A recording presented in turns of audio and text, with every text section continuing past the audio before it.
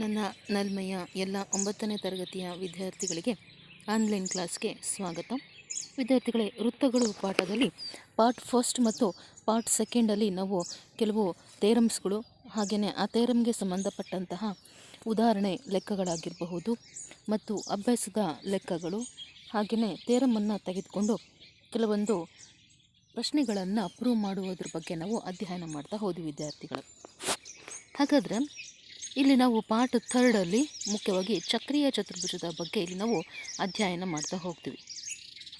ಹಾಗಾದರೆ ಚಕ್ರೀಯ ಚತುರ್ಭುಜ ಅಂದ್ರೇನು ಅನ್ನೋದನ್ನು ನಾವು ತೆಗೆದುಕೊಂಡಾಗ ವಿದ್ಯಾರ್ಥಿಗಳ ಇಲ್ಲಿ ನಿಮಗೆ ಒಂದು ಡಯಾಗ್ರಾಮ್ ಕಾಣ್ತಿದೆ. ಓ ಕೇಂದ್ರವುಳ್ಳ ಒಂದು ವೃತ್ತ. ಸೊ ಈ ಕೇಂದ್ರಕ್ಕೆ ನಾವು ಏನು ಮಾಡಿದ್ವಿ, ವೃತ್ತವನ್ನು ತಗೊಂಡಿದ್ದೀವಿ. ಹಾಗೆಯೇ ಆ ವೃತ್ತದ ಮೇಲೆ 4 ಶೃಂಗಗಳನ್ನು ಗುರ್ತು ಮಾಡಿದ್ದೇವೆ, ಎ, ಬಿ, ಸಿ ಮತ್ತು ಡಿ ಅಂಥೇಳಿ. ಈ 4 ಶೃಂಗಗಳನ್ನು ಸೇರಿಸಿದಾಗ ವಿದ್ಯಾರ್ಥಿಗಳ ಎ ಬಿ ಸಿ ಡಿ ಅನ್ನುವಂತಹ ಒಂದು ಆಕೃತಿ ಕಂಡು ಬರುತ್ತೆ. ಅದೇನಾಗಿದೆ, ನಮ್ಮ ವೃತ್ತದ ಮೇಲೆ ಇರೋದರಿಂದ ಸೊ ಇದನ್ನು ನಾವು ಚಕ್ರೀಯ ಚತುರ್ಭುಜ ಅಂಥೇಳಿ ಕರೆಯಲ್ಪಡ್ತೇವೆ. ಹಾಗಾದರೆ ಚಕ್ರೀಯ ಚತುರ್ಭುಜ ಅಂದ್ರೇನು? ಚತುರ್ಭುಜದ ಎಲ್ಲ 4 ಶೃಂಗಗಳು ಒಂದು ವೃತ್ತದ ಮೇಲಿದ್ದರೆ ಅದನ್ನೇನಂತ ಕರಿತೀವಿ, ನಾವು ಚಕ್ರೀಯ ಚತುರ್ಭುಜ ಅಂಥೇಳಿ ಕರಿತೀವಿ ವಿದ್ಯಾರ್ಥಿಗಳು. ಹಾಗಾದರೆ ನಮ್ಮ ಈ ಏನು ಚಕ್ರೀಯ ಚತುರ್ಭುಜದ ವ್ಯಾಖ್ಯಾನದ ಪ್ರಕಾರ ನಾವು 2 ಸ್ಟೇಟ್ಮೆಂಟನ್ನು ಇಲ್ಲಿ ನಾವು ನೋಡ್ತಾ ಹೋಗ್ತೀವಿ ವಿದ್ಯಾರ್ಥಿಗಳು, ಈ ಚಕ್ರೀಯ ಚತುರ್ಭುಜಕ್ಕೆ ಸಂಬಂಧಪಟ್ಟಂತೆ. ಸೊ ಪ್ರಮೇಯ 10.11ನ ತಗೊಂಡಾಗ ಒಂದು ಚಕ್ರೀಯ ಚತುರ್ಭುಜದ ಅಭಿಮುಖ ಕೋನಗಳ ಮೊತ್ತ 180 ಡಿಗ್ರಿ ಆಗಿರುತ್ತದೆ. ಹಾಗೆಯೇ ಪ್ರಮೇಯ 10.12 ತಗೊಂಡಾಗ ಒಂದು ಚತುರ್ಭುಜದಲ್ಲಿ ಒಂದು ಜೊತೆ ಅಭಿಮುಖ ಕೋನಗಳ ಮೊತ್ತ 180 ಡಿಗ್ರಿ ಆಗಿದ್ದರೆ ಅದು ಒಂದು ಚಕ್ರೀಯ ಚತುರ್ಭುಜವಾಗಿರುತ್ತದೆ ಅಂತ ಹೇಳಲ್ಪಡ್ತೀವಿ. ಹಾಗಾದರೆ ನಿಮಗೆ 1 ಮಾರ್ಕ್ಸಲ್ಲಿ ವಿದ್ಯಾರ್ಥಿಗಳೇ ಚಕ್ರೀಯ ಚತುರ್ಭುಜ ಅಂದ್ರೇನು ಅಂತ ಕೇಳಿದರೆ ಸೊ ಡಯಾಗ್ರಾಮ್ ಬರೆದ್ಬಿಟ್ಟು ಈ ವ್ಯಾಖ್ಯಾನವನ್ನು ಬರೀಬೇಕಾಗತ್ತೆ. ಹಾಗಾದರೆ ಚಕ್ರೀಯ ಚತುರ್ಭುಜ ಅಂದ್ರೇನು ಅಂಥೇಳಿ ಅರ್ಥ ಆಗಿದೆ ಅಲ್ವಾ? ಓಕೆ, ನೆಕ್ಸ್ಟ್ ನಾವು ವಿದ್ಯಾರ್ಥಿಗಳೇ ಇಲ್ಲಿ ಕೆಲವೊಂದಿಷ್ಟು ಉದಾಹರಣೆ ಲೆಕ್ಕಗಳನ್ನು ನೋಡ್ತಾ ಹೋಗೋಣ. ಅದರಲ್ಲಿ ಮೊದಲನೇದಾಗಿ ಚಿತ್ರ 10.2 ಅಲ್ಲಿ ಎ ಬಿಯು ವೃತ್ತದ ವ್ಯಾಸವಾಗಿದೆ. ಅಂದರೆ ಈ ಓ ಕೇಂದ್ರವುಳ್ಳ ವೃತ್ತದಲ್ಲಿ ಎ ಬಿ ಏನಾಗಿದೆ, ವ್ಯಾಸ. ಏಕೆಂದರೆ ಕೇಂದ್ರದ ಮೂಲಕ ಹಾದು ಹೋಗಿರೋದ್ರಿಂದ ಇದನ್ನು ವ್ಯಾಸ ಅಂಥೇಳಿ ಕರಿತೇವೆ. ಸಿ ಡಿಯು ವೃತ್ತದ ತ್ರಿಜ್ಯಕ್ಕೆ ಸಮನಾದ ಜಾವಾಗಿದೆ. ಸಿ ಡಿ ಏನಾಗಿದೆ, ನಮ್ಮ ಏನು ವೃತ್ತದ ತ್ರಿಜ್ಯಗಳಿದಾವಲ್ಲ ಅವುಗಳಿಗೆ ಸಮನಾಗಿದೆ. ಎ ಸಿ ಮತ್ತು ಬಿ ಡಿಗಳನ್ನು ವೃದ್ಧಿಸಿದಾಗ ಅವುಗಳು ಈ ಬಿಂದುವಿನಲ್ಲಿ ಛೇದಿಸುತ್ತವೆ. ಹಾಗಾಗಿ ಕೋನ A E B is equal to 60 degree ಎಂದು ಸಾಧಿಸಿ ಅಂತ ಇದೆ ವಿದ್ಯಾರ್ಥಿಗಳ. ಈಗ ಆಲ್ರೆಡಿ ನಿಮಗೆ ಡಯಾಗ್ರಾಮ್ ಅರ್ಥ ಆಗಿದೆ ಅಂತೇಳಿ ತಿಳಿತೀನಿ ಅಲ್ವಾ? ಸೊ ಈ ನಾವು ಡಯಾಗ್ರಾಮನ್ನು ತೆಗೆದುಕೊಂಡು ಈ ಪ್ರಶ್ನೆಗೆ ಪರಿಹಾರವನ್ನು ನೋಡ್ತಾ ಹೋದರೆ ಒ ಸಿ, ಒ ಡಿ ಮತ್ತು ಬಿ ಸಿಗಳನ್ನು ಸೇರಿಸಿದೆ. ಸೊ ಹೀಗೆ ಸೇರಿಸಿದಾಗ ಒ ಡಿ ಸಿ ಅನ್ನುವಂಥದ್ದು ಒಂದು ಸಮಬಾಹುವಾಗಿದೆ ಅಂತೇಳಿ ಹೇಳ್ತೀವಿ. ಹಾಗಾಗಿ O C is equal to O D. ಇವೆರಡು ಏನು ಪರಸ್ಪರ ತ್ರಿಜ್ಯಗಳು ಮತ್ತು ನಮ್ಮ ದತ್ತದ ಪ್ರಕಾರ ಈ ಒ ಸಿ ಮತ್ತು ಒ ಡಿಗಳು ಏನಾಗಿರುತ್ತೆ, ತ್ರಿಜ್ಯಗಳು ಪರಸ್ಪರ ಸಮನಾಗಿರ್ತವೆ. ಅದೇ ರೀತಿ ಕೋನ ಸಿ ಒ ಡಿ ಕೂಡ 60 ಡಿಗ್ರಿ ಕೋನವನ್ನು ಹೊಂದಿರುತ್ತೆ. ಏಕೆಂದರೆ ಈ ತ್ರಿಭುಜ ಸಮಬಾಹು ತ್ರಿಭುಜ ಅಂಥೇಳಿ ಕರೆದ್ವಿ. ಸಮಬಾಹು ತ್ರಿಭುಜ ಅಂದಾಗ 3 ಕೋನಗಳು 60 ಡಿಗ್ರಿ ಆಗಿರುತ್ತೆ. ಸೊ ಇದು ನಮಗೆ ತಿಳಿದಿರುವಂಥ ವಿಷಯ ವಿದ್ಯಾರ್ಥಿಗಳ. ಅದರ ಪ್ರಕಾರ ಕೋನ C B D is equal to ಕೋನ ಸಿ ಒ ಡಿಯ ಅರ್ಧದಷ್ಟು ಇರುತ್ತೆ ನಮ್ಮ ಪ್ರಮೇಯ 10.8ರ ಹೇಳಿಕೆಯ ಪ್ರಕಾರ. ಹಾಗಾದರೆ ಕೋನ C B D is equal to 30 degree ಆಗುತ್ತೆ. ಹಾಫ್ ಇಂಟು 60 ಡಿಗ್ರಿ ಅಲ್ವಾ? ಸೊ 2ರಿಂದ ಭಾಗಿಸಿದ್ರೆ 30 ಡಿಗ್ರಿ. ಹಾಗೆಯೇ ಕೋನ A C B is equal to 90 degree ಅಂತೇಳಿ ಕರಿತೀವಿ.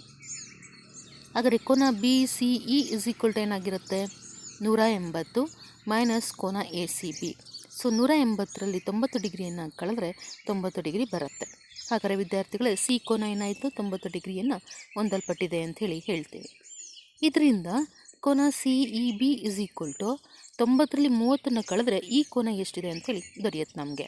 ಹಾಗಾದರೆ 90 ಮೈನಸ್ 30 ಡಿಗ್ರಿ ಅಂದರೆ ಎಷ್ಟಾಯಿತು, 60 ಡಿಗ್ರಿ ಅಂಥೇಳಿ ಕರೆಯಲ್ಪಡ್ತೀವಿ. ಅದೇ ರೀತಿಯಾಗಿ ಕೋನ ಎ ಇ ಬಿನೂ ಕೂಡ ಏನಾಗಿರುತ್ತೆ, 60 ಡಿಗ್ರಿಯನ್ನು ಹೊಂದಲ್ಪಟ್ಟಿರುತ್ತೆ ಅಂಥೇಳಿ ನಾವು ಈ ತೀರ್ಮಾನಕ್ಕೆ ಚಿತ್ರದ ಮೂಲಕ ತೀರ್ಮಾನವನ್ನು ಹೇಳಲ್ಪಡ್ತೀವಿ ವಿದ್ಯಾರ್ಥಿಗಳೇ. ಹಾಗಾದರೆ ಈ ಪ್ರಶ್ನೆಗೆ ಪರಿಹಾರ ಹೇಗೆ ಅನ್ನೋದು ನಿಮಗೆ ಅರ್ಥ ಆಗಿದೆ ಅಂತೇಳಿ ನಾನು ತಿಳಿಯಲ್ಪಡ್ತೇನೆ ಅಲ್ವಾ. ಓಕೆ, ನೆಕ್ಸ್ಟು ಮುಂದಿನ ಪ್ರಶ್ನೆಯನ್ನು ತೆಗೆದುಕೊಳ್ಳೋಣ. ಚಿತ್ರ 10.33ಯಲ್ಲಿ ABCD ಒಂದು ಚಕ್ರೀಯ ಚತುರ್ಭುಜ, AC ಮತ್ತು BDಗಳು ಕರ್ಣಗಳು. ಕೋನ DBC = 55 ಡಿಗ್ರಿ ಮತ್ತು ಕೋನ BAC = 45 ಡಿಗ್ರಿ. ಆದರೆ BCD ಕಂಡುಹಿಡಿಯಿರಿ ಅಂತ ಇದೆ. ವಿದ್ಯಾರ್ಥಿಗಳ ಇದಕ್ಕೆ ಪರಿಹಾರವನ್ನು ನಾವು ತೆಗೆದುಕೊಳ್ತಾ ಹೋದರೆ ಕೋನ CAD ಮತ್ತು ಕೋನ CBC, ಸೊ ಇವು ಎರಡು ಒಂದೇ ವೃತ್ತಖಂಡದಲ್ಲಿರುವಂತಹ ಕೋನಗಳು. ಹಾಗಾಗಿ ಅಲ್ಲಿ DBC 55 ಡಿಗ್ರಿ ಇರೋದ್ರಿಂದ ಕೋನ CADನೂ ಕೂಡ ಏನಾಗಿರುತ್ತೆ 55 ಡಿಗ್ರಿಯನ್ನು ಹೊಂದಲ್ಪಟ್ಟಿರುತ್ತೆ. ಯಾಕೆಂದರೆ ಮುಖ್ಯ ಕಾರಣ ಒಂದೇ ವೃತ್ತಖಂಡದಲ್ಲಿರುವ ಕೋನಗಳು ಆಗಿರೋದ್ರಿಂದ. ಆದ್ದರಿಂದ ವಿದ್ಯಾರ್ಥಿಗಳೇ, ಕೋನ DAB = ಕೋನ CAD ಪ್ಲಸ್ ಕೋನ BAC = 55 ಡಿಗ್ರಿ ಪ್ಲಸ್ 45 ಡಿಗ್ರಿ ಅಂಥೇಳಿ ತೆಗೆದುಕೊಳ್ತೀವಿ. ಸೊ ಇದೆರಡನ್ನು ಕೂಡಿದರೆ ನಮಗೇನು ಬರುತ್ತೆ, 100 ಡಿಗ್ರಿ ಬರುತ್ತೆ. ಆದರೆ ಕೋನ DAB ಮತ್ತು ಕೋನ BCD ಇವುಗಳ ಮೊತ್ತ ಏನಾಗಿರುತ್ತೆ 180 ಡಿಗ್ರಿಗೆ ಸಮನಾಗಿರುತ್ತೆ. ಏಕೆಂದರೆ ನಮ್ಮ ಚಕ್ರೀಯ ಚತುರ್ಭುಜ ತೆಗೆದುಕೊಂಡಾಗ ಅಭಿಮುಖ ಕೋನಗಳ ಮೊತ್ತ ಎಷ್ಟು ಅಂತ ಹೇಳಿ ಸ್ಟೇಟ್ಮೆಂಟ್ನ ನೀಡಿದ್ವಲ್ವ. ಸೊ ಎಷ್ಟಾಗಿರುತ್ತೆ 180 ಡಿಗ್ರಿ ಅಂತೇಳಿ ಹೇಳಿದ್ವಿ. ಹಾಗಾಗಿ ಅದರ ಪ್ರಕಾರ ಈ ಎರಡು ಕೋನಗಳ ಮೊತ್ತ 180 ಡಿಗ್ರಿ ಅಂಥೇಳಿ ಕರೆಯಲ್ಪಡ್ತೀವಿ ವಿದ್ಯಾರ್ಥಿಗಳೇ. ಹಾಗಾದರೆ ಈ ಹೇಳಿಕೆಯ ಸಮೀಕರಣ ಅರ್ಥ ಆಗಿದೆ ಅಂತೇಳಿ ನಾನು ಭಾವಿಸ್ತೇನೆ. ಹಾಗಾದರೆ ಕೋನ BCD = 180 ಡಿಗ್ರಿ ಮೈನಸ್ 100 ಡಿಗ್ರಿ ಏನಾಯಿತು 80 ಡಿಗ್ರಿ ನಮಗೆ ಬರುತ್ತೆ. ಸೊ ಇದು ಕೂಡ ಅರ್ಥ ಆಗಿದೆ ಅಂಥೇಳಿ ನಾನು ತಿಳಿಯಲ್ಪಡ್ತೀನಿ. ಯಾವುದೇ ಡೌಟ್ ಇಲ್ಲಲ್ಲ ವಿದ್ಯಾರ್ಥಿಗಳೇ. ಓಕೆ, ಮುಂದಿನ ಪ್ರಶ್ನೆಗೆ ಹೋಗೋಣ. ಸೊ ಮುಂದಿನ ಪ್ರಶ್ನೆಯನ್ನು ತೆಗೆದುಕೊಂಡ್ರೆ ಉದಾಹರಣೆ 5, ಎರಡು ವೃತ್ತಗಳು ಪರಸ್ಪರ A ಮತ್ತು Bಗಳಲ್ಲಿ ಛೇದಿಸುತ್ತವೆ. AD ಮತ್ತು ACಗಳು ವೃತ್ತಗಳ ವ್ಯಾಸಗಳು. BU DC ರೇಖಾಖಂಡದ ಮೇಲಿದೆ ಎಂದು ಸಾಧಿಸಿ ಅಂಥೇಳಿ ಇದೆ ವಿದ್ಯಾರ್ಥಿಗಳೇ. ಸೊ ಇಲ್ಲಿ ಎರಡು ವೃತ್ತಗಳಿದ್ದಾವೆ. ಈ ಎರಡು ವೃತ್ತಗಳು A ಮತ್ತು B ಬಿಂದುವಿನಲ್ಲಿ ಏನಾಗುತ್ತೆ ಛೇದಿಸ್ತವೆ. ಹೀಗೆ ಛೇದಿಸಿದಾಗ A B ಬಿಂದುಗಳನ್ನು ಸೇರಿಸೋಣ. ಸೊ ವಿದ್ಯಾರ್ಥಿಗಳಲ್ಲಿ ಆರೆಂಜ್ ಕಲರಲ್ಲಿ ಡಾಟೆಡ್ ಲೈನಲ್ಲಿ ಇದೆಯಲ್ವ, ಸೊ ಅದು ಏನದು ನಮಗೆ A ಮತ್ತು B ಅನ್ನು ಸೇರಿಸಿದಾಗ ಉಂಟಾಗಿರುವಂತಹ ರೇಖಾಖಂಡ ಅಂಥೇಳಿ ಕರೆಯಲ್ಪಡ್ತೀವಿ. ಸೊ ಹೀಗೆ ಈ ರೇಖಾಖಂಡ ಉಂಟಾದಾಗ ನಾವು B ಮೂಲಕ DC ಗೆರೆಯನ್ನು ಡ್ರಾ ಮಾಡ್ತೀವಿ. ನಂತರ ADಯನ್ನು ಜಾಯಿನ್ ಮಾಡ್ತೀವಿ, ಹಾಗೆಯೇ ACಯನ್ನು ಕೂಡ ಜಾಯಿನ್ ಮಾಡ್ತೀನಿ. ಸೊ ಇವೆರಡು ಏನಾಗಿರುತ್ತೆ ವ್ಯಾಸಗಳಾಗಿರುತ್ತೆ, ಏಕೆಂದರೆ ವೃತ್ತದ ಕೇಂದ್ರದ ಮೂಲಕ ಹಾದು ಹೋಗೋದ್ರಿಂದ. ವಿದ್ಯಾರ್ಥಿಗಳು ಇದಕ್ಕೆ ಪರಿಹಾರವನ್ನು ನಾವು ಕಂಡುಹಿಡಿತಾ ಹೋದರೆ ABಯನ್ನು ಸೇರಿಸಿ ಕೋನ ABD = 90 ಡಿಗ್ರಿ, ಹಾಗೆಯೇ ಕೋನ ABC = 90 ಡಿಗ್ರಿ. ಏಕೆಂದರೆ ಅರ್ಧ ವೃತ್ತಖಂಡದ ಕೋನಗಳು ಯಾವಾಗಲೂ ಏನಾಗಿರುತ್ತೆ ಲಂಬ ಕೋನಗಳಾಗಿರುತ್ತದೆ. ಹಾಗಾಗಿ ಸೊ ಅಲ್ಲಿಗೆ ಕೋನ ABD ಮತ್ತು ಕೋನ ABC ಇವೆರಡರ ಮೊತ್ತ ತೆಗೆದುಕೋಣ ವಿದ್ಯಾರ್ಥಿಗಳೇ. ಏಕೆಂದರೆ B ಯಲ್ಲಿ ಏನಾಗಿದೆ 90 ಡಿಗ್ರಿ ಕೋನ ಉಂಟಾಗಿದೆ. ಆ AB ಅನ್ನೋದು DCಗೆ ಪರ್ಪೆಂಡಿಕ್ಯುಲರ್ ಆಗಿರೋದ್ರಿಂದ ಸೊ 90 ಡಿಗ್ರಿ ಪ್ಲಸ್ 90 ಡಿಗ್ರಿ ಏನಾಯಿತು 180 ಡಿಗ್ರಿ ಅಂತೇಳಿ ಕರಿತೀವಿ. ಸೊ ಆಗ DBC ಏನಾಗಿರುತ್ತೆ ಒಂದು ಸರಳ ಕೋನ ಆಗಿರುತ್ತೆ. ಅದ್ರ ಜೊತೆಗೆ DBC ಕೂಡ ಏನಾಗಿರುತ್ತೆ ಸರಳ ರೇಖೆ ಅಂತಲೂ ಕೂಡ ನಾವು ಕರಿತೀವಿ. ಅಂದರೆ BU ಏನಾಗಿದೆ DC ರೇಖಾಖಂಡದ ಮೇಲಿದೆ ಅಂತ ಹೇಳಿಬಿಟ್ಟು ನಾವು ಒಂದು ತೀರ್ಮಾನಕ್ಕೆ ಬರ್ತೀವಿ ವಿದ್ಯಾರ್ಥಿಗಳೇ. ಸೊ ವಿದ್ಯಾರ್ಥಿಗಳೇ, ಇಂತಹ ಪ್ರಶ್ನೆಗಳನ್ನು ನಿಮಗೆ 2 ಮಾರ್ಕ್ಸಿಗೆ ಕೇಳೋ ಚಾನ್ಸಸ್ಸು ಬಹಳ ಇದೆ. ಹಾಗಾದರೆ ಮುಂದಿನ ಪ್ರಶ್ನೆಯನ್ನು ತೆಗೆದುಕೊಳ್ಳೋಣ. ಉದಾಹರಣೆ 6, ಒಂದು ಚತುರ್ಭುಜದ ಒಳ ಕೋನಾರ್ಧಕ ರೇಖೆಗಳಿಂದ ಏರ್ಪಟ್ಟ ಚತುರ್ಭುಜವು ಚಕ್ರೀಯ ಚತುರ್ಭುಜ ಎಂದು ಸಾಧಿಸಿ ಅಂತ ಇದೆ. ಸೊ ಇಲ್ಲಿ ABCD ಅನ್ನುವಂಥದ್ದು ಒಂದು ಚತುರ್ಭುಜ, ಹಾಗೆಯೇ AEB ಮತ್ತು DGC ಅನ್ನುವಂಥ ಎರಡು ತ್ರಿಭುಜಗಳು, ಹಾಗೆ AHD ಮತ್ತು BFC ಈ ಎರಡು ತ್ರಿಭುಜಗಳನ್ನು ತೆಗೆದುಕೊಂಡಾಗ ಅಲ್ಲಿಗೆ EFGH ಅನ್ನುವಂತಹ ಏನಾಗಿದೆ ಚಕ್ರೀಯ ಚತುರ್ಭುಜ ಉಂಟಾಗಿದೆ. ಸಾರಿ ವಿದ್ಯಾರ್ಥಿಗಳೇ, ಬರೀ ಚತುರ್ಭುಜ ಅಷ್ಟೇ. ಸೊ ಅದೇನು ವೃತ್ತದ ಮೇಲೆ ಇಲ್ವಲ್ಲ, ವೃತ್ತದ ಮೇಲೆ ಇದ್ದಾಗ ಮಾತ್ರ ಅದು ಚಕ್ರೀಯ ಚತುರ್ಭುಜ. ಸೊ ಇದು ಏನಾಗಿದೆ ಚತುರ್ಭುಜ ಮಾತ್ರ ಉಂಟಾಗಿದೆ, 4 ಶೃಂಗಗಳಿಂದ ಉಂಟಾಗಿರುವಂಥದ್ದು. ಹಾಗಾದರೆ ವಿದ್ಯಾರ್ಥಿಗಳೇ, ಈ ಏನು ಪ್ರಶ್ನೆಗೆ ನಾವು ಪರಿಹಾರವನ್ನು ನೋಡ್ತಾ ಹೋದರೆ ಚಿತ್ರದಲ್ಲಿ ಚತುರ್ಭುಜ ABCDಯಲ್ಲಿ AH, BF, CF ಮತ್ತು DHಗಳು ಕ್ರಮವಾಗಿ A, B, C ಮತ್ತು Dಗಳ ಕೋನಾರ್ಧಕ ರೇಖೆಗಳಾಗಿದ್ದು ಅವು EFGH ಚತುರ್ಭುಜವನ್ನು ಉಂಟು ಮಾಡಿದೆ ಅಂತೇಳಿ ಹೇಳ್ತೀವಿ. ಆಗ ಎಫ್ ಇ ಎಚ್ ಕೋನ ಅನ್ನುವಂಥದ್ದು ಕೋನ ಎ ಇ ಬಿಗೆ ಸಮನಾಗಿರುತ್ತೆ. ಇದಕ್ಕೆ ಕಾರಣ ಏನಪ್ಪ ಅಂದರೆ 180 ಡಿಗ್ರಿಯಲ್ಲಿ ಕೋನ ಇ ಎ ಬಿ ಮತ್ತು ಕೋನ ಇ ಬಿ ಎ ಇವೆರಡನ್ನು ಕಳೆದ್ರೆ ನಮಗೆ ಎ ಇ ಬಿ ಕೋನ ಬರುತ್ತೆ. ಅದು ಏನಾಗಿರುತ್ತೆ ಎಫ್ ಇ ಎಚ್ ಕೋನಕ್ಕೆ ಸಮನಾಗಿರುತ್ತೆ ಅಂಥೇಳಿ ಹೇಳಲ್ಪಡ್ತೀವಿ ವಿದ್ಯಾರ್ಥಿಗಳೇ. ಹಾಗಾದರೆ ಇಲ್ಲಿ ನಾವು 180 ಡಿಗ್ರಿ ಮೈನಸ್ ಹಾಫ್ ಇಂಟು ಇಲ್ಲಿ ಕೋನ ಎ ಮತ್ತು ಕೋನ ಬಿ ಅಂತ ಅರ್ಥ. ಇ ಎ ಬಿ ಮತ್ತು ಇ ಬಿ ಎ ಅಂತ ಹೇಳಿದರೆ ಕೋನ ಎ ಮತ್ತು ಕೋನ ಬಿಗಳು ಕ್ರಮವಾಗಿರುವಂಥ ಕೋನಗಳು, ಇವುಗಳ ಮೊತ್ತ ಅಲ್ವಾ. ಸೊ ಮೈನಸನ್ನು ಕಾಮನ್ ತೊಗೊಳ್ಳೋಣ ವಿದ್ಯಾರ್ಥಿಗಳೇ. ಅಲ್ಲಿಗೆ ಹಾಫ್ ಕೋನ ಎ ಪ್ಲಸ್ ಕೋನ ಬಿ ಅಂತೇಳಿ ಆಯಿತು. ಸೊ ಇದನ್ನ ಸಮೀಕರಣ 1 ಅಂತ ಹೇಳಿ ತೊಗೋಣ. ಇದೇ ರೀತಿ ಕೋನ F G H is equal to ಕೋನ C G D 180 degree minus ಕೋನ ಜಿ ಸಿ ಡಿ ಮೈನಸ್ ಕೋನ ಜಿ ಡಿ ಸಿ ಅಂತೇಳಿ ಕರಿತೀವಿ. ಅಂದರೆ ಸಿ ಕೋನ ಮತ್ತು ಡಿ ಕೋನ. ಅದೇ ರೀತಿ ಕಾಮನ್ ತಗೊಂಡ್ರೆ 180 ಡಿಗ್ರಿ ಮೈನಸ್ ಹಾಫ್ ಇಂಟು ಕೋನ ಸಿ ಪ್ಲಸ್ ಕೋನ ಡಿ ಅಂತೇಳಿ ಕರಿತೀವಿ. ಹಾಗಾಗಿ ದೇರ್ಫೋರ್ ಕೋನ ಎಫ್ ಇ ಎಚ್ ಅನ್ನೋದು ಕೋನ ಎಫ್ ಜಿ ಎಚ್ ಇವೆರಡರ ಮೊತ್ತ ತೆಗೆದುಕೊಳ್ಳೋಣ. ಈಗೇನು ಕಂಡಿಟ್ಕೊಂಡ್ವಲ್ಲ ಅದರ ಪ್ರಕಾರ. ಸೊ ಅದೆರಡರನ್ನ ನಾವು ತೆಗೆದುಕೊಂಡಾಗ ವಿದ್ಯಾರ್ಥಿಗಳ 180 ಡಿಗ್ರಿ ಮೈನಸ್ ಹಾಫ್ ಇಂಟು ಕೋನ ಎ ಪ್ಲಸ್ ಕೋನ B, okay, plus 180 minus half into ಕೋನ ಸಿ ಪ್ಲಸ್ ಕೋನ ಡಿ. ಸೊ ಇಲ್ಲಿ 180ನ್ನು ನಾವು ಏನು ಮಾಡೋಣ ಅಂದರೆ ಕೂಡೋಣ, ಎರಡಿರೋದ್ರಿಂದ ಅಲ್ಲಿ 360 ಡಿಗ್ರಿ ಆಯಿತು. ಆಫನ್ನು ಕಾಮನ್ ತಗೊಂಡ್ರೆ ವಿದ್ಯಾರ್ಥಿಗಳೇ ಬ್ರ್ಯಾಕೆಟಲ್ಲಿ ಏನು ಉಳಿಯುತ್ತೆ, ಕೋನ ಎ ಪ್ಲಸ್ ಕೋನ ಬಿ ಪ್ಲಸ್ ಕೋನ ಸಿ ಪ್ಲಸ್ ಕೋನ ಡಿ ಉಳಿಯುತ್ತೆ. ಸೊ ಇದು ಏನನ್ನು ಸೂಚಿಸುತ್ತೆ, ಒಂದು ಚತುರ್ಭುಜದಲ್ಲಿರುವಂಥ 4 ಒಳಕೋನಗಳ ಮೊತ್ತ ಎಷ್ಟಾಗಿರುತ್ತೆ ನಮಗೆ ಆಲ್ರೆಡಿ ಗೊತ್ತಿದೆ, 360 ಡಿಗ್ರಿ ಅಂತೇಳಿ. ಸೊ ಅಲ್ಲಿಗೆ ಹಾಫಿಂದ ಡಿವೈಡ್ ಮಾಡಿದಾಗ 180 ಡಿಗ್ರಿ ಬರುತ್ತೆ. ಸೊ ಅಲ್ಲಿಗೆ ಏನಾಯ್ತು ವಿದ್ಯಾರ್ಥಿಗಳೇ, 360 ಡಿಗ್ರಿಯಲ್ಲಿ 180 ಡಿಗ್ರಿಯನ್ನು ಕಳಿಬೇಕು. ಸೊ ಹೀಗೆ ಕಳೆಯೋದ್ರಿಂದ ನಮಗೆ ಬರುವಂಥದ್ದು 180 ಡಿಗ್ರಿ ಆಗಿರುತ್ತೆ. ಇದ್ಯಾವುದಿದು ಕೋನ ಎಫ್ ಇ ಎಚ್ ಮತ್ತು ಎಫ್ ಜಿ ಎಚ್ ಇವುಗಳ ಮೊತ್ತ 180 ಡಿಗ್ರಿ. ಆದ್ದರಿಂದ ಪ್ರಮೇಯ 10.2 ಫಸ್ಟಲ್ಲಿ ನೋಡಿದ್ವಲ್ಲ ಸ್ಟೇಟ್ಮೆಂಟು, ಅದರ ಪ್ರಕಾರ ಇ ಎಫ್ ಜಿ ಎಚ್ ಏನಾಗಿರುತ್ತೆ, ಚತುರ್ಭುಜ, ಒಂದು ಚಕ್ರೀಯ ಚತುರ್ಭುಜ ಅಂಥೇಳಿ ನಾವು ಪ್ರೂವ್ ಮಾಡ್ತೀವಿ ವಿದ್ಯಾರ್ಥಿಗಳೇ. ಸೊ ಇದು ಕೂಡ ನಿಮಗೆ ಚೆನ್ನಾಗಿ ಅರ್ಥ ಆಗಿದೆ ಅಂತೇಳಿ ಭಾವಿಸ್ತಾನೆ. ನಂತರ ಮುಂದಿನ ಪ್ರಶ್ನೆಯನ್ನು ತೆಗೆದುಕೊಂಡ್ರೆ, ಚಿತ್ರದಲ್ಲಿ ಓ ಕೇಂದ್ರವಿರುವ ವೃತ್ತದಲ್ಲಿ ಬಿ ಒ ಸಿ 30 ಡಿಗ್ರಿ. ವಿದ್ಯಾರ್ಥಿಗಳ ಚಿತ್ರವನ್ನು ಗಮನಿಸಿ, ಅಲ್ಲಿ ಬಿ ಒ ಸಿ 30 ಡಿಗ್ರಿ ಇದೆ, ಹಾಗೆಯೇ ಎ ಒ ಬಿ 60 ಡಿಗ್ರಿ ಇದೆ ಇರುವಂತೆ ಎ ಬಿ ಸಿಗಳು 3 ಬಿಂದುಗಳು. ಕಂಸ ಎ ಬಿ ಸಿ ಅನ್ನು ಹೊರತುಪಡಿಸಿ ಡಿ ಯು ವೃತ್ತದ ಮೇಲಿನ ಮತ್ತೊಂದು ಬಿಂದುವಾದರೆ ಕೋನ ಎ ಡಿ ಸಿಯನ್ನು ಕಂಡುಹಿಡಿಯಿರಿ ಅಂತ ಇದೆ. ವಿದ್ಯಾರ್ಥಿಗಳು ಇದನ್ನು ನಾವು ಸಾಧನೆಯ ಮೂಲಕ ಕಂಡುಹಿಡಿತಾ ಹೋದರೆ ಕೋನ A O B is equal to 60 degree, ಹಾಗೆಯೇ ಕೋನ B O C is equal to 30 degree. ಹಾಗಾದರೆ ಕೋನ ಎ ಒ ಸಿ ಏನಾಗಿರುತ್ತೆ, 60 + 30 90 ಡಿಗ್ರಿ ಅಲ್ವಾ. ಸೊ ಹಾಗಾಗಿ ಓ ಕೋನ 90 ಡಿಗ್ರಿ ಆಗಿರುತ್ತೆ. ನಮಗೆ ಬೇಕಾಗಿರೋದೇನು, ಕೋನ ಎ ಡಿ ಸಿ ಬೇಕು.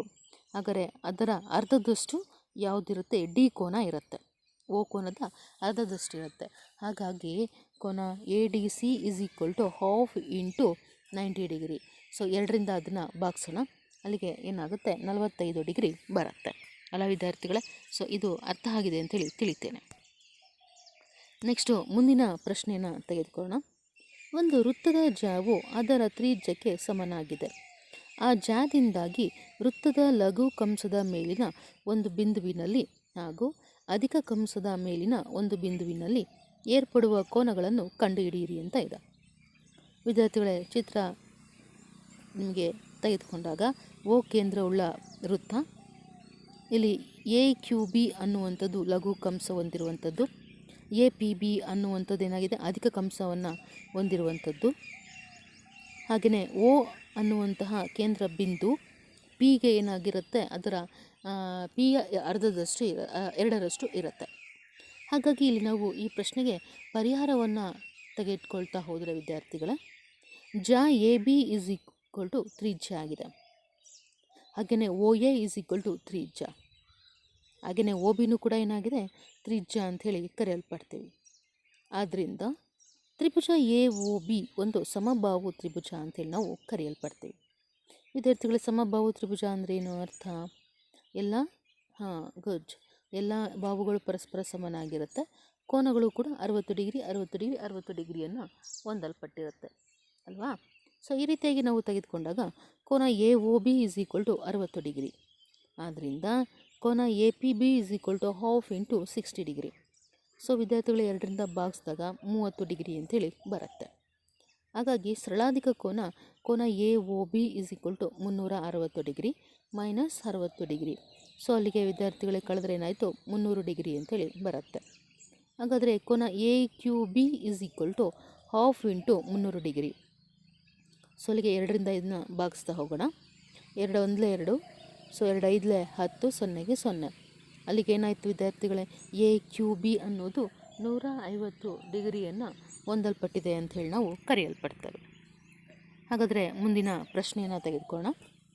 ಚಿತ್ರದಲ್ಲಿ ಕೋನ P Q R is equal to 100 degree. P Q ಆರ್ಗಳು ಓ ಕೇಂದ್ರವಿರುವ ವೃತ್ತದ ಮೇಲಿನ ಬಿಂದುಗಳು. ಕೋನ ಒ ಪಿ ಆರ್ ಕಂಡುಹಿಡಿಯಿರಿ ಅಂತ ಇದೆ. ಇಲ್ಲಿ ನಾವು ಇದಕ್ಕೆ ಪರಿಹಾರವನ್ನು ತೆಗೆದುಕೊಳ್ತಾ ಹೋದರೆ ಕೋನ P Q R is equal to 100 degree.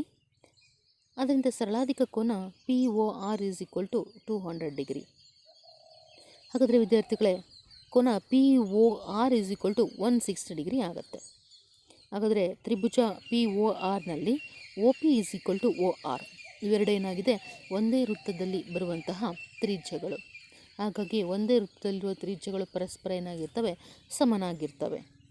ಆದ್ದರಿಂದ ದೇರ್ಫೋರ್ ಕೋನ O P R is equal to ಕೋನ O R P is equal to half into 180 minus 160 degree.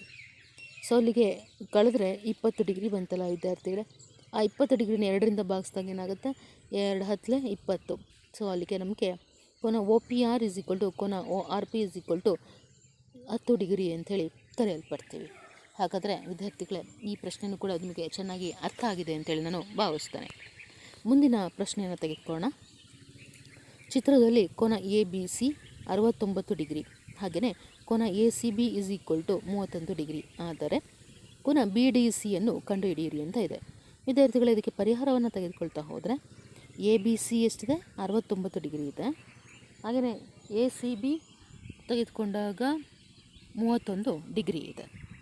Therefore ಕೋನ B A C is equal to 180 degree minus, so ಇಲ್ಲಿ ಎರಡನ್ನು ಕೂಡಿದರೆ 3ನೇ ಕೋನ ಸಿಗುತ್ತಲ್ಲ ವಿದ್ಯಾರ್ಥಿಗಳೇ?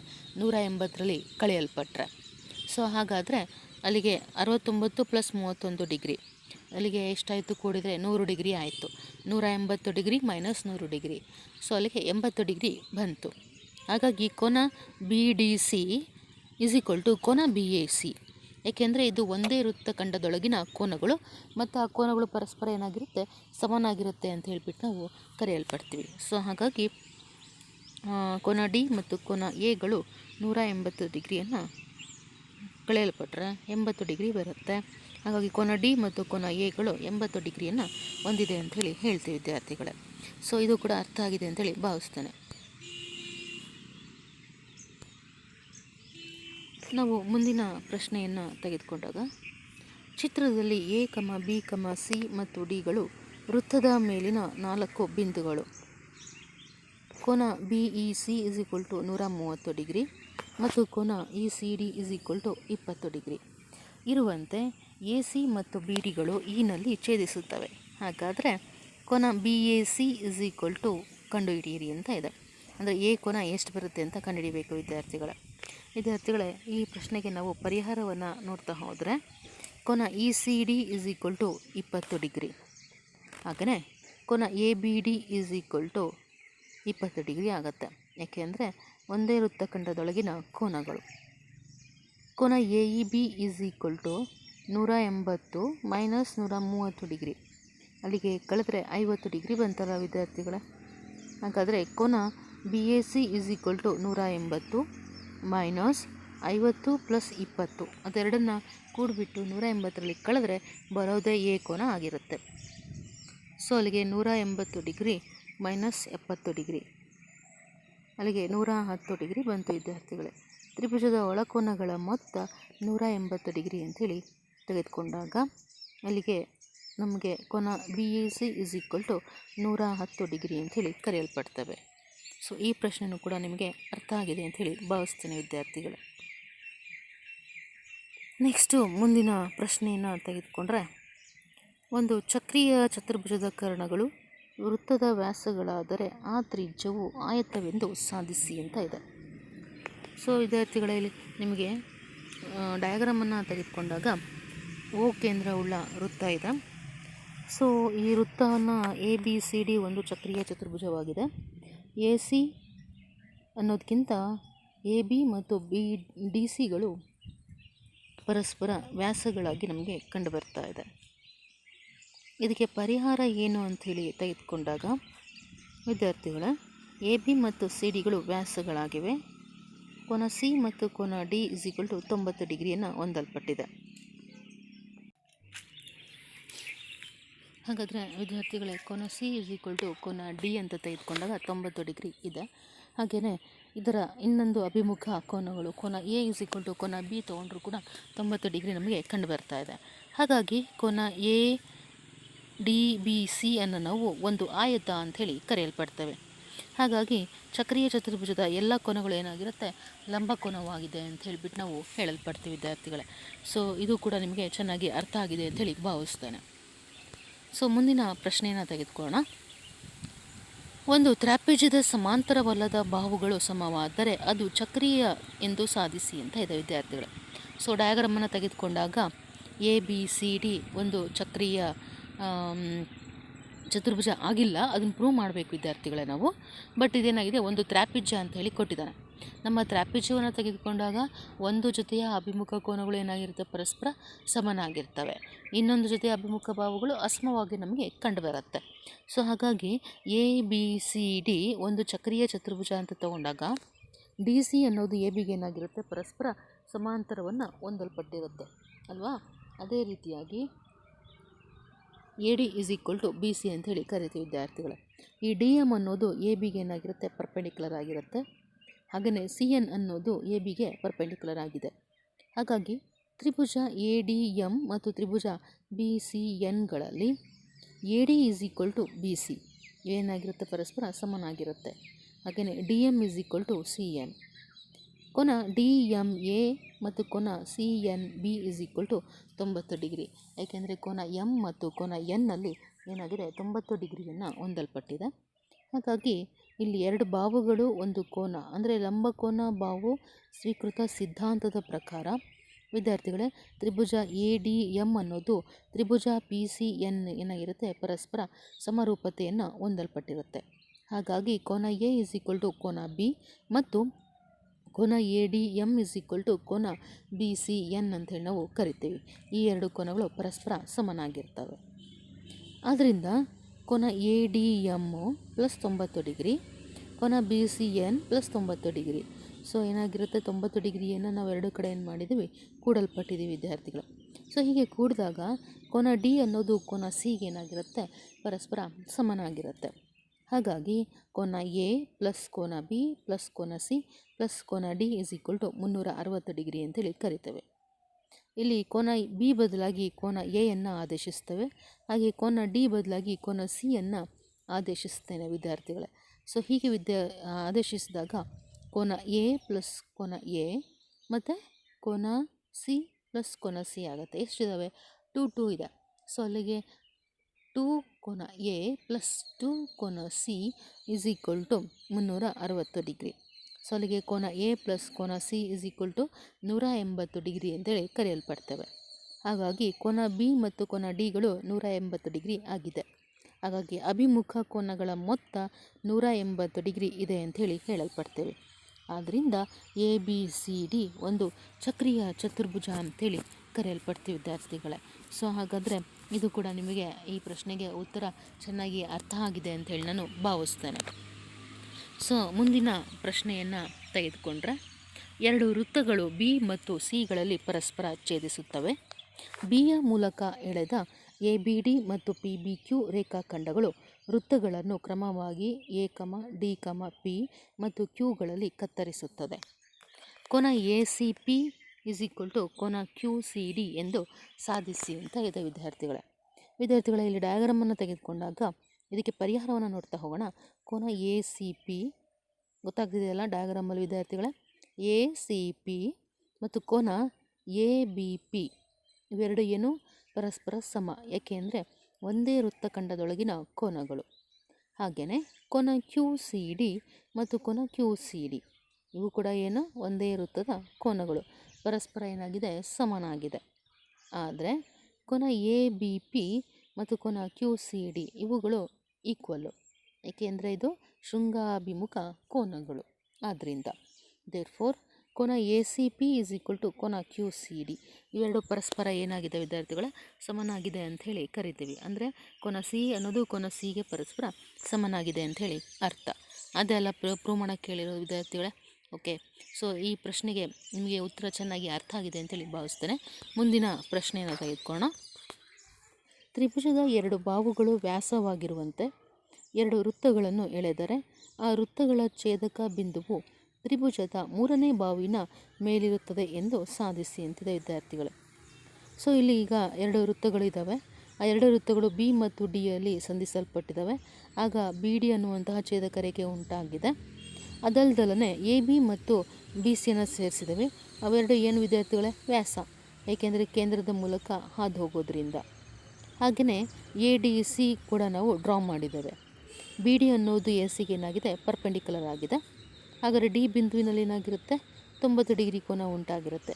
ಹಾಗಾಗಿ ಬಿ ಡಿ ಎ ಮತ್ತು ಬಿ ಡಿ ಸಿಗಳು 90 ಡಿಗ್ರಿಯನ್ನು ಹೊಂದಲ್ಪಟ್ಟಿದೆ, ಅಥವಾ ಲಂಬಕೋನ ತ್ರಿಭುಜ ಅಂತಲೂ ಕೂಡ ಕರಿಬಹುದು. ವಿದ್ಯಾರ್ಥಿಗಳೇ, ತ್ರಿಭುಜ ಎ ಬಿ ಸಿಯಲ್ಲಿ ಎ ಬಿ ವ್ಯಾಸ, ಕೋನ ಎ ಡಿ ಬಿ ಮತ್ತು ಕೋನ B D C is equal to 90 degree. ಇಲ್ಲಿ ಎರಡು ರೀಸನ್ನ ನೋಡ್ತಾ ಹೋಗ್ತೀವಿ ವಿದ್ಯಾರ್ಥಿಗಳೇ. ಅರ್ಧ ವೃತ್ತಖಂಡದೊಳಗಿನ ಕೋನ ಯಾವಾಗಲೂ ಕೋನ ಏನಾಗಿರುತ್ತೆ? ಲಂಬಕೋನವಾಗಿರುತ್ತೆ ಅನ್ನೋದು ನಮಗೆ ತಿಳಿದಿರುವಂಥ ವಿಷಯ. ಹಾಗಾದರೆ ಈ ಎರಡು ಕೋನಗಳನ್ನು ಕೂಡೋಣ. ಎ ಡಿ ಬಿ ಮತ್ತು ಬಿ ಡಿ ಸಿ ಹೀಗೆ ಕೂಡಲ್ಪಟ್ಟರೆ 90 + 90 ಎಷ್ಟಾಯಿತು? 180 ಡಿಗ್ರಿ ಬರುತ್ತಲ್ಲ ವಿದ್ಯಾರ್ಥಿಗಳೇ. ಸೊ 180 ಡಿಗ್ರಿ ಅಂದರೆ ಏನದು? ಸರಳ ಕೋನ ಅಲ್ವಾ? ಸೊ ಅಲ್ಲಿ ರೇಖೆಯನ್ನು ನಾವು ಕನ್ಸಿಡರ್ ಮಾಡಿದರೆ ಸರಳ ರೇಖೆ ಅಂತೇಳಿ ಕರಿತೀವಿ. ಹಾಗಾಗಿ ಎ ಡಿ ಸಿ ಅನ್ನೋದು ಒಂದು ಸರಳ ರೇಖೆ ಅಂತೇಳಿ ಹೇಳ್ತೀವಿ. ಹಾಗಾದರೆ ವಿದ್ಯಾರ್ಥಿಗಳೇ, ಆ ಎ ಡಿ ಸಿ ಅನ್ನೋದು ಒಂದು ಸರಳ ರೇಖೆ ಆದರೆ ಆಗ ಡಿ ಯು ಏನಾಗಿರುತ್ತೆ? ಎ ಸಿಯ ಮೇಲೆ ಇದೆ ಅಂಥೇಳಿ ಕರೆಯಲ್ಪಡ್ತೀವಿ. ನೆಕ್ಸ್ಟು ಮುಂದಿನ ಪ್ರಶ್ನೆಯನ್ನು ತೆಗೆದುಕೊಳ್ಳೋಣ. ತ್ರಿಭುಜ ಎ ಬಿ ಸಿ ಮತ್ತು ತ್ರಿಭುಜ ಎ ಡಿ ಸಿಗಳು ಸಾಮಾನ್ಯ ವಿಕರ್ಣ ಎ ಸಿಯನ್ನು ಹೊಂದಿರುವ ಎರಡು ಲಂಬಕೋನ ತ್ರಿಭುಜಗಳು. ಕೋನ C A D is equal to ಕೋನ ಸಿ ಬಿ ಡಿ ಎಂದು ಸಾಧಿಸಿ ಅಂತ ಇದೆ. ವಿದ್ಯಾರ್ಥಿಗಳೇ, ಈ ಪ್ರಶ್ನೆಗೆ ನಾವು ಪರಿಹಾರವನ್ನು ನೋಡ್ತಾ ಹೋದರೆ, ಚತುರ್ಭುಜ ಎ ಬಿ ಸಿ ಡಿಯಲ್ಲಿ ಕೋನ ಎ ಬಿ ಸಿ ಪ್ಲಸ್ ಕೋನ A D C is equal to 90 + 90 ಎಷ್ಟಾಯಿತು? 180 ಡಿಗ್ರಿ ಅಂಥೇಳಿ ಕರಿತೀವಿ ವಿದ್ಯಾರ್ಥಿಗಳೇ. ಆದ್ದರಿಂದ ತ್ರಿಭುಜ ಎ ಬಿ ಸಿ ಮತ್ತು ತ್ರಿಭುಜ ಎ ಡಿ ಸಿಗಳು ಲಂಬಕೋನ ತ್ರಿಭುಜಗಳು ಅಂಥೇಳಿ ಹೇಳುವಂಥದ್ದು. ಹಾಗಾದರೆ ಇವೆರಡರ ಮೊತ್ತ ತೆಗೆದುಕೊಂಡ್ರೆ ಏನಾಗಿರುತ್ತೆ? ಕೋನ ಬಿ ಎ ಡಿ ಪ್ಲಸ್ ಕೋನ ಬಿ ಸಿ ಡಿ, ಅಂದರೆ ಕೋನ ಎ ಮತ್ತು ಕೋನ ಸಿ ಇವೆರಡು ಉಳಿದ ಕೋನಗಳು, ಇವುಗಳು ಕೂಡ ಏನಾಗಿರುತ್ತೆ? 180 ಡಿಗ್ರಿಗೆ ಸಮನಾಗಿರುತ್ತೆ. ಹಾಗಾಗಿ ಎ ಬಿ ಸಿ ಡಿ ಒಂದು ಚಕ್ರೀಯ ಚತುರ್ಭುಜ ಅಂತೇಳಿ ನಾವು ಕರೆಯಲ್ಪಡ್ತೀವಿ. ದೇರ್ಫೋರ್ ಕೋನ C A D is equal to ಕೋನ ಸಿ ಬಿ ಡಿ ಒಂದೇ ವೃತ್ತಖಂಡದೊಳಗಿನ ಕೋನಗಳು ಅಂಥೇಳಿ ಕರಿತೀವಿ ವಿದ್ಯಾರ್ಥಿಗಳು. ಹಾಗಾದರೆ ಮುಂದಿನ ಪ್ರಶ್ನೆಯನ್ನು ತೆಗೆದುಕೊಳ್ಳೋಣ. ಚಕ್ರೀಯ ಸಮಾಂತರ ಚತುರ್ಭುಜವು ಆಯತವಾಗಿದೆ ಎಂದು ಸಾಧಿಸಿ ಅಂತಿದೆ. ವಿದ್ಯಾರ್ಥಿಗಳ ಈ ರೀತಿ ಪ್ರಶ್ನೆಯನ್ನು ನಿಮಗೆ ಎಕ್ಸಾಮಲ್ಲಿ 2 ಮಾರ್ಕ್ಸಿಗೆ ಕೇಳೋ ಚಾನ್ಸಸ್ಸು ಬಹಳ ಇದೆ. ಇದಕ್ಕೆ ಪರಿಹಾರವನ್ನು ನಾವು ತೆಗೆದುಕೊಳ್ತಾ ಹೋಗೋಣ. ಚಿತ್ರವನ್ನು ಹಾಗೆ ಗಮನಿಸ್ತಾ ಹೋಗಿ ವಿದ್ಯಾರ್ಥಿಗಳೇ. ಎ ಬಿ ಸಿ ಡಿ ಒಂದು ಚಕ್ರೀಯ ಸಮಾಂತರ ಚತುರ್ಭುಜ. ಕೋನ ಎ ಮತ್ತು ಕೋನ ಸಿ 180 ಡಿಗ್ರಿ. ಕೋನ ಎ ಮತ್ತು ಕೋನ ಸಿ ಯಾಕೆ ಹೇಳಿ? ಅಭಿಮುಖ ಕೋನಗಳು ಒಂದು. ಆಮೇಲೆ ಇದೇನಿದು? ಚಕ್ರೀಯ ಚತುರ್ಭುಜ. ಸೊ ಅವುಗಳು ಪರಸ್ಪರ ಏನಾಗಿರುತ್ತೆ? 180 ಡಿಗ್ರಿ ಮೊತ್ತಕ್ಕೆ ಸಮನಾಗಿರುತ್ತೆ. ಅದಲ್ದಲೇ ನಮ್ಮ ಸಮಾಂತರ ಚತುರ್ಭುಜದಲ್ಲಿ ಅಭಿಮುಖ ಕೋನಗಳು ಏನಾಗಿರುತ್ತೆ? ಸಮನಾಗಿರ್ತವೆ.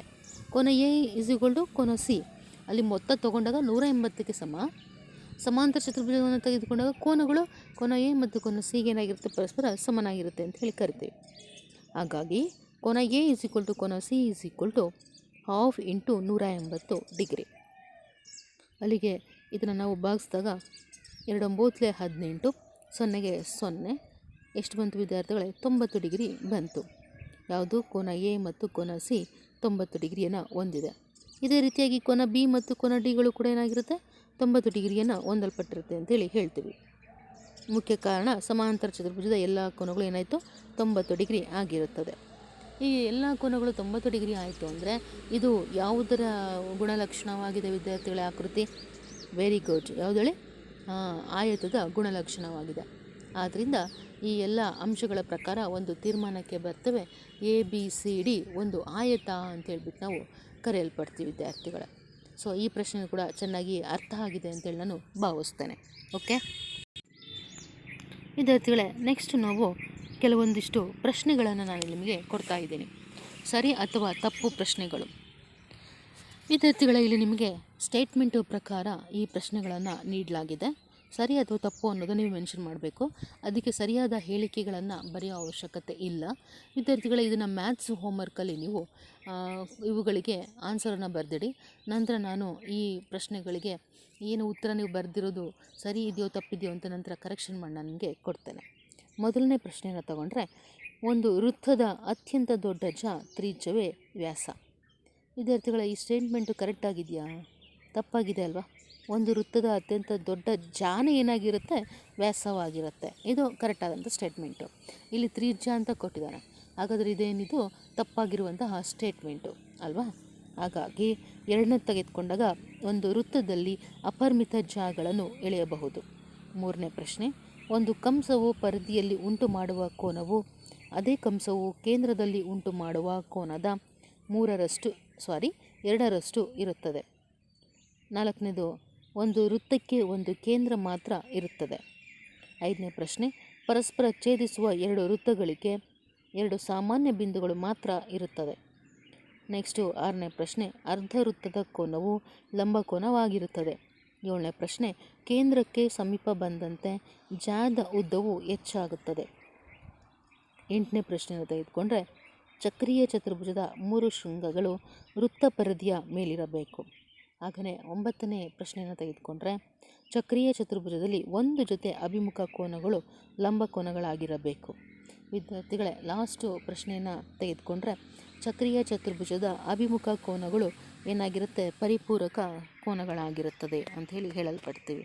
ಸೊ ಇದೇ ರೀತಿಯಾಗಿ ನಾವು ತೆಗೆದುಕೊಂಡಾಗ ವಿದ್ಯಾರ್ಥಿಗಳೇ, ಈ ಎಲ್ಲ ಸ್ಟೇಟ್ಮೆಂಟ್ಗಳಿಗೆ ನೀವು ರೈಟ್ ಆರ್ ರಾಂಗ್ ಅನ್ನು ಮೆನ್ಷನ್ ಮಾಡಿದರೆ ಸಾಕು.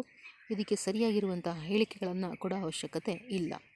ಹಾಗಾದರೆ ವಿದ್ಯಾರ್ಥಿಗಳೇ, ಈ ಪಾಠದಲ್ಲಿ ಅಂದರೆ ವೃತ್ತಗಳು ಪಾಠದಲ್ಲಿ ಎಲ್ಲ ಕಲಿಕಾಂಶಗಳು ನಿಮಗೆ ಚೆನ್ನಾಗಿ ಅರ್ಥ ಆಗಿದೆ ಅಂತೇಳಿ ಭಾವಿಸಿ ಈ ಪಾಠವನ್ನು ಇಲ್ಲಿಗೆ ಮುಕ್ತಾಯಗೊಳಿಸ್ತೇನೆ. ಅದರ ಜೊತೆಗೆ ವಿದ್ಯಾರ್ಥಿಗಳೇ, ನಾನು ಕೊಟ್ಟಿರೋ ಹೋಮ್ವರ್ಕು ಮತ್ತು ಹಿಂದೆ ನಾವು ಏನು ಥಿಯರಮ್ಗಳಾಗಿರಬಹುದು, ಹಾಗೆ ಥಿಯರಮ್ಗೆ ಸಂಬಂಧಪಟ್ಟಂಥ ಉದಾಹರಣೆ ಲೆಕ್ಕಗಳು ಮತ್ತು ಎಕ್ಸಸೈಸ್ ಪ್ರಾಬ್ಲಮ್ಸ್ಗಳು ವಿತ್ ಆನ್ಸರ್ಸು ಅವುಗಳನ್ನು ಈ ಪಾಠದಲ್ಲಿ ನಾವು ಡಿಸ್ಕಸ್ ಮಾಡ್ತಾ ಹೋದ್ವಿ. ಸೊ ಈ ಆನ್ಲೈನ್ ಕ್ಲಾಸ್ನ ಅಬ್ಸರ್ವ್ ಮಾಡಿ ವಿದ್ಯಾರ್ಥಿಗಳೇ, ಒಂದು ಬಾರಿ ನಿಮ್ಮ ಮ್ಯಾಥ್ಸ್ ಹೋಮ್ವರ್ಕಲ್ಲಿ ಕ್ವಶನ್ ವಿತ್ ಆನ್ಸರ್ಸ್ನ ಬರೆದಿಡಿ. ಸೊ ಬರೆಯೋದ್ರಿಂದ ನಿಮಗೆ ಪ್ರಾಕ್ಟೀಸ್ ಆಗುತ್ತೆ ಮತ್ತು ಕಾನ್ಸೆಪ್ಟು ನಿಮಗೆ ಚೆನ್ನಾಗಿ ಅರ್ಥ ಆಗುತ್ತೆ ವಿದ್ಯಾರ್ಥಿಗಳೇ. ಸೊ ಇದನ್ನೇ ಹೋಮ್ವರ್ಕಾಗಿ ನಾನು ನಿಮಗೆ ನೀಡ್ತಾ ಇದ್ದೇನೆ. ಹಾಗಾಗಿ ವಿದ್ಯಾರ್ಥಿಗಳೇ, ಇಲ್ಲಿ ನಿಮಗೆ ನಾವು ಏನು ಪ್ರಶ್ನೆಗಳನ್ನು ನೋಡ್ತಾ ಹೋದ್ವಿ, ಉತ್ತರಗಳನ್ನು ನೋಡ್ತಾ ಇದ್ವಿ, ಯಾವುದಾದ್ರೂ ಸ್ಟೆಪ್ಪಲ್ಲಿ ನಿಮಗೆ ಆನ್ಸರ್ ಗೊತ್ತಿಲ್ಲ ಅಂದರೆ ಅಥವಾ ಸ್ಟೆಪ್ಸಲ್ಲಿ ಏನಾದರೂ ಕನ್ಫ್ಯೂಸ್ ಆಯಿತು ಅಂದರೆ ನನ್ನ ಕಾಂಟ್ಯಾಕ್ಟ್ ಮಾಡ್ಬೋದು. ಕಾಂಟ್ಯಾಕ್ಟ್ ಮಾಡಿಬಿಟ್ಟು ನಂತರ ಅದರ ಬಗ್ಗೆ ನಾವು ಡಿಸ್ಕಸ್ ಮಾಡ್ತಾ ಹೋಗೋಣ. ವಿದ್ಯಾರ್ಥಿಗಳೇ, ಇಲ್ಲಿ ಎಲ್ಲ ಕಲಿಕಾಂಶಗಳು ಚೆನ್ನಾಗಿ ಅರ್ಥ ಆಗಿದೆ ಅಂತ ಹೇಳಿ ಭಾವಿಸಿ ಈ ವೃತ್ತಗಳು ಪಾಠದ ಪಾರ್ಟ್ 3 ಭಾಗವನ್ನು ನಾನು ಇಲ್ಲಿಗೆ ಮುಕ್ತಾಯಗೊಳಿಸ್ತೇನೆ. ಅದರ ಜೊತೆಗೆ ಈ ಪಾಠವನ್ನು ಅಂದರೆ ವೃತ್ತಗಳು ಪಾಠನೂ ಕೂಡ ಮುಕ್ತಾಯವಾಗುತ್ತೆ ವಿದ್ಯಾರ್ಥಿಗಳೇ. ನಮ್ಮ ಮುಂದಿನ ಪಾಠವನ್ನು ಮುಂದಿನ ಅವಧಿಯಲ್ಲಿ ನಾವು ನೋಡ್ತಾ ಹೋಗೋಣ. ಅಲ್ಲಿಯವರೆಗೆ ಎಲ್ಲ ವಿದ್ಯಾರ್ಥಿಗಳಿಗೆ ಧನ್ಯವಾದಗಳು.